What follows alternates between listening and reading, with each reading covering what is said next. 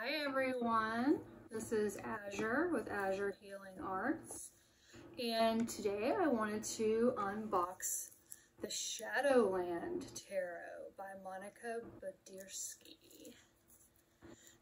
So I saw this in a group the other day, I think the Deck Mod group, Tarot with Scissors, I think the name of it, about how they just loved this deck, and I was like, woo! So I bought it. So it comes in this big old box. It definitely says that it's good for shadow work, so I was interested in it for that reason as well. So this is the big old box. Let's get in. Okay.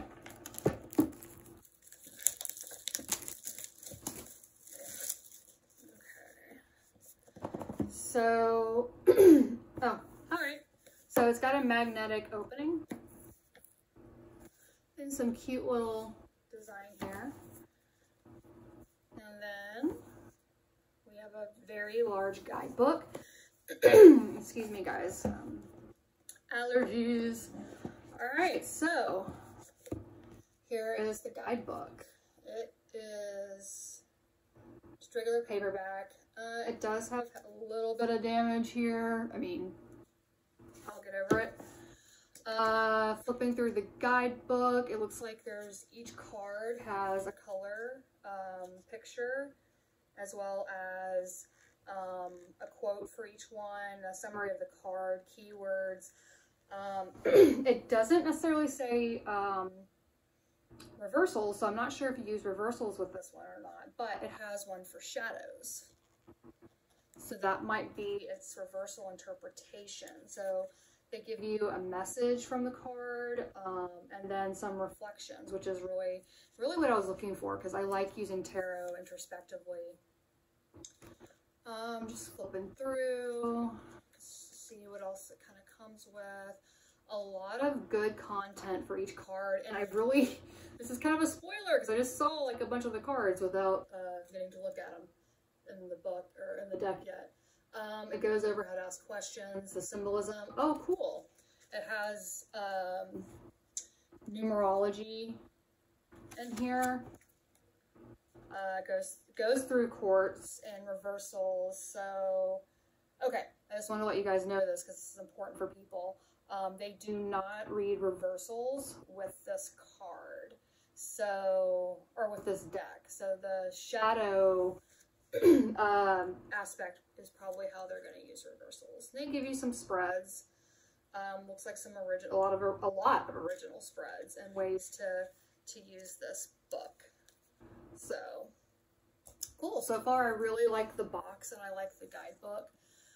You will need to get a bag for this if you don't want to carry this giant box around. So here we have the interior. So it's just wrapped in a. Ooh, okay. All right, so this is why people are modifying this deck. It has a gilded edge. Me personally, I love gilded anything because it's sparkly and shiny and it makes me feel like a princess. But I now see why, because some people might feel like it clashes with the back. So the back is just black and white sketch design. Yeah. Cards are also slightly bent as well. That might have been part of what happened in the gilding process. So let's get inside of this here. Alright, so the first deck on the bottom starts with the Fool. So to go through the deck, you'll have to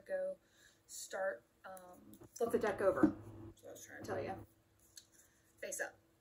So here's the Fool. We have the Seeker, is their interpretation. We have the Magician. I hope it's easy for you guys to see. Yeah, the cards are super bent. I will think about that. High Priestess. The Empress. sorry, I had to look at it because I like her a lot. She's really pretty. Definitely still uses Rider-Waite symbolism to a degree so far. The Emperor.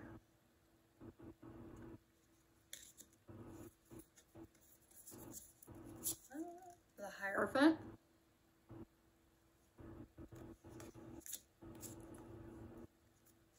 The Lovers. They're kind of sticking together as well. The Chariot. Strength is number 8.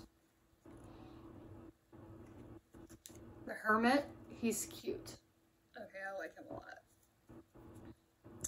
Yeah, be careful when you're... These are going to be... I'm probably going to have to do something to these because the gilding is sticking a little bit, and the Wheel of Fortune. Justice has 11. The Hanged Man.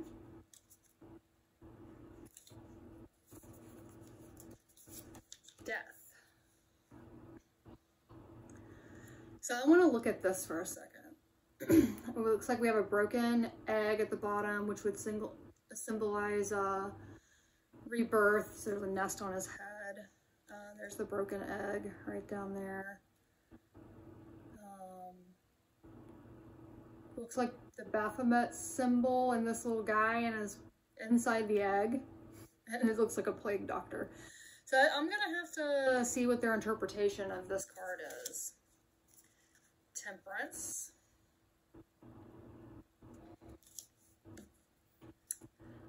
The Devil looks like he's a good time on Skid Row. The Tower.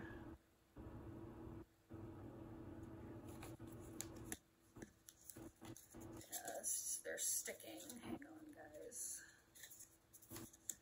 Alright, one of my favorite cards of, actually the favorite card of mine of tarot, the Star. This one I'm going to have to look at. The colors are very interesting. We have the Moon. And if you thought you were getting away from a naked, I don't want to say baby, but a naked thing, you aren't. Here's the Sun. Okay, so looks like instead of Judgment, we have Discretion. That's interesting. Okay, and then we have sticking together. We have the World. Okay, so that's our major arcana. The only name change would have been the Seeker instead of the Fool. Everything else, oh, and Judgment is now Discretion. So other than that, the naming system is the same. Alright, so as far as our minors, I'm going to try to go through these a little quickly so you aren't staring at me all day unless you're into that, and then that's fine with me too. Alright, we start off with the Pence, the Pentacles. I'm just trying to see if there's a common, like what their pentacle looks like. It almost looks like some kind of flask of sorts. I'm not sure. We'll find out. So that's your Ace of Pentacles. And then we have our Two of Pentacles. Our Three of Pentacles. Those are just coins. Sticking. Our Four of Pentacles.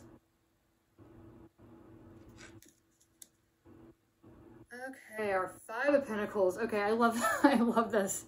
I love this card. All right. Here we have what appears to be Bigfoot, or as his friends call him, Sasquatch.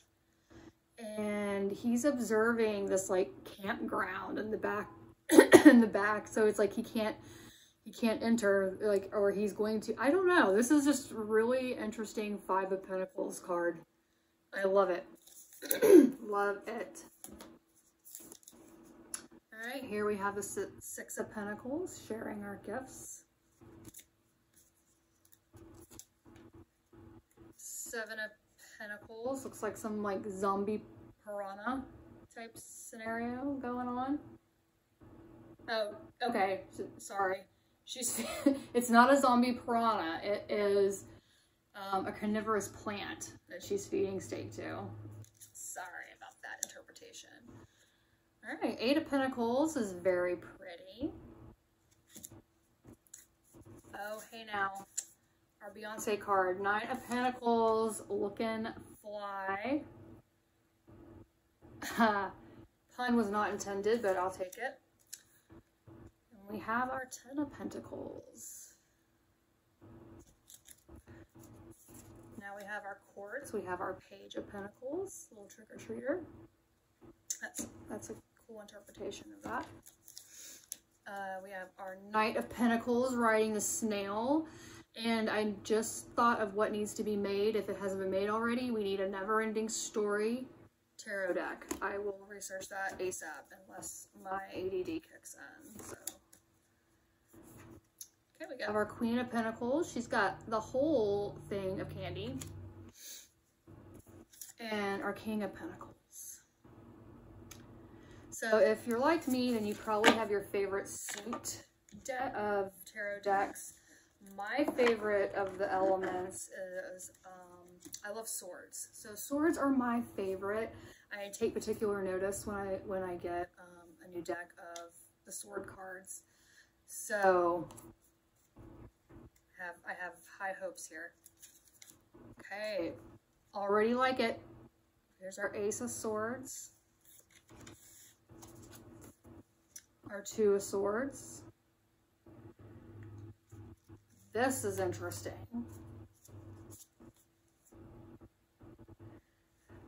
Our Three of Swords. I think they're going to have, once I go through the guidebook, they're probably going to have some interesting interpretations on some of these bad cards or these cards that have a lot of negative connotations or interpretations of them. So that will be interesting. Because I actually don't have a deck that I use just for shadow work. And I don't know if this will be it, but I am definitely excited about it. I like the purple, kind of a purple hue they have on their swords. Here's 4. Five of Swords. He took all the corn. Oh my god. All right. Six of Swords. Seven of Swords. Oh, I'm sorry. Eight of Swords. Nine of Swords is already giving me nightmares. Oh. And our 10 of Swords. Overall, not a bad sword deck. Oh, we still have our Quartz. So we have our Page. That's a really pretty card. I really, really like how they captured the movement in this Page of Swords. Nine of Swords.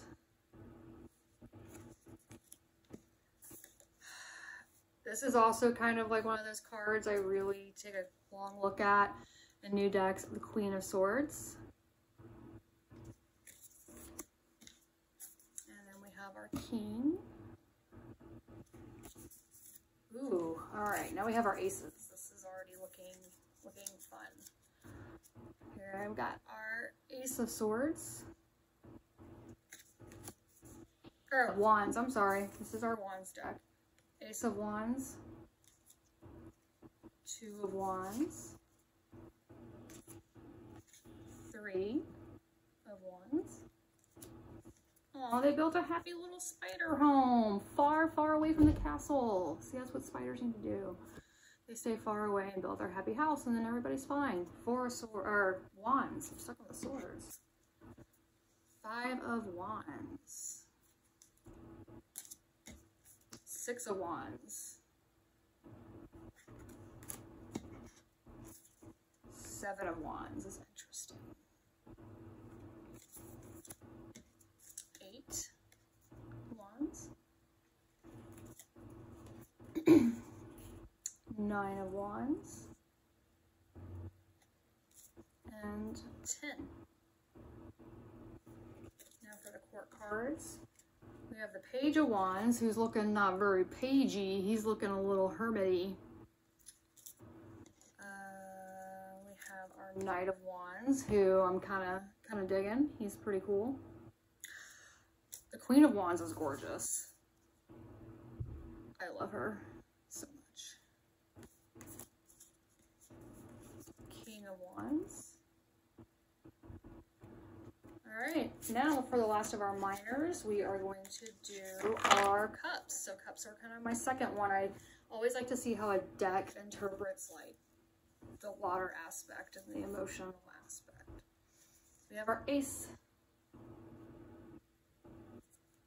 We have our Two of Cups. Happily ever after, guys, I hope. We have our Three of Cups. We have our we have our Four of Cups. So we have a cat crying over spilled milk and then like perseverating on that thought over and over, which I think is fantastic. This is probably one of my favorite cards ever now. We have our Five of Cups.